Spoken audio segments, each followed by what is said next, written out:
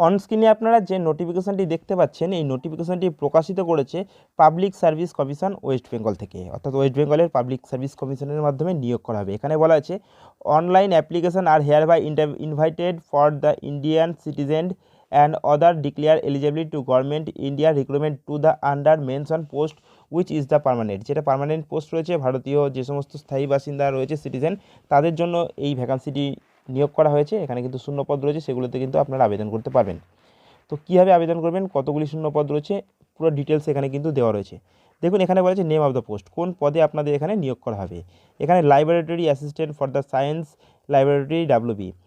Service area আপনাদের job location কোথায় হবে না West Bengal general service. Department কোন ডিপার্টমেন্টে নিয়োগ করা হবে, এখানে হচ্ছে home and hills affair government of WB. এখানে আপনাদের কত টাকা স্যালারি দেওয়া হবে, স্যালারি আপনাদের লেভেল 6 ওয়াইজ এখানে স্যালারি থাকবে 22,700 টাকা থেকে 58,500 টাকা পর্যন্ত পদোন্নতির সম্ভাবনা রয়েছে।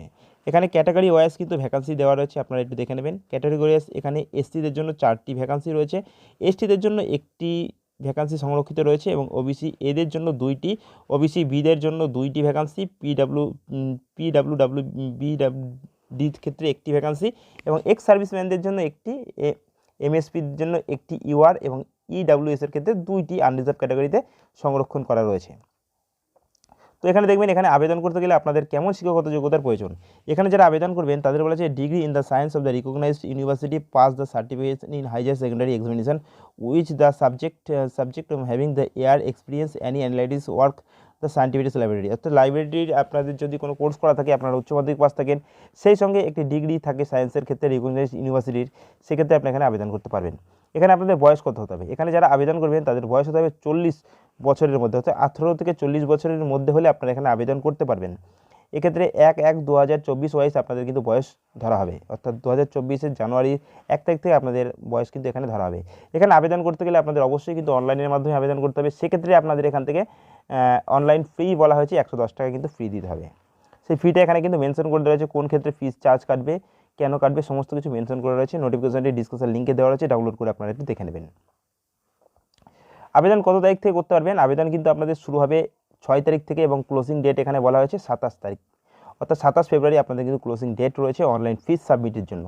অর্থাৎ অনলাইন পেমেন্ট আপনারা ততদিনই করতে পারবেন এবং last date of the payment offline, অর্থাৎ অফলাইনে যারা আবেদন করবেন, যারা ব্যাঙ্ক ড্রাফট থেকে কাটবেন, তাদের কিন্তু 28 তারিখ পর্যন্ত কিন্তু আপনারা পারবেন। এবং last date generation of the payment চালান, যারা চালান কাটবেন সেক্ষেত্রে 27 ফেব্রুয়ারি লাস্ট। তো বুঝতে পারলেন কত তারিখ থেকে আপনাদের কিন্তু আবেদনপত্রটি করতে পারবেন এবং কত তারিখে আবেদনপত্রটি শেষ হবে। তো এখানে দেখুন আরও বলা রয়েছে, এখানে commission fix the following the qualification marks.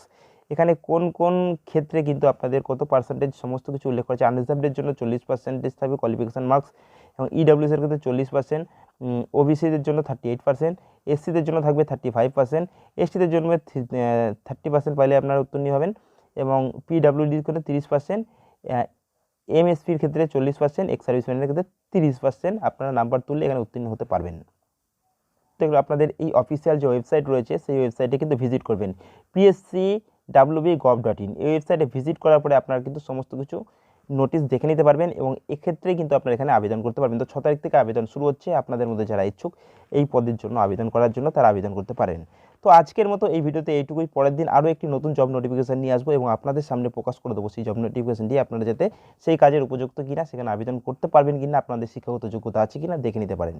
তো বন্ধুরা নমস্কার।